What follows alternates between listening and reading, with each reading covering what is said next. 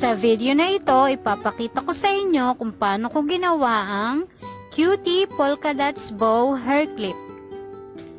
At ngayon po, kung bago ka lang sa video ko, huwag pong kakalimutan na pindutin ang subscribe button, pati na rin po ang notification bell para ma-update po kayo pag may bago akong upload na video. Ngayon po, ipapakita ko sa inyo kung ano-ano ang mga kakailanganin sa paggawa ng Cutie Polkadots Bow Hair Clip.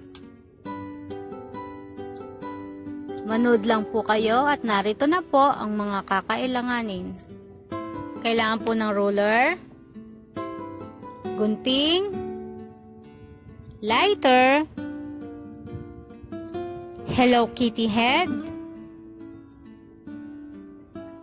alligator clip. Ang size po is 5.5 cm. Kailangan po ng ribbon.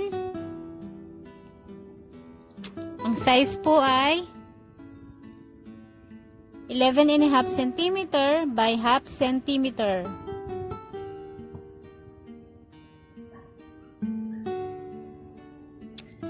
Lace garter.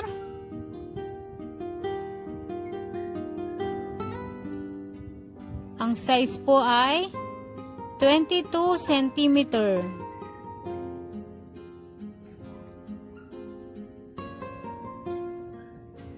Ayan.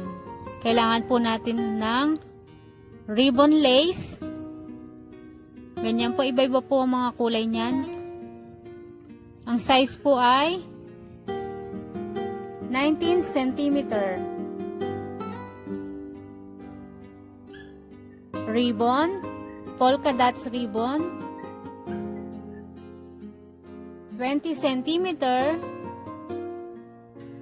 by 4 cm.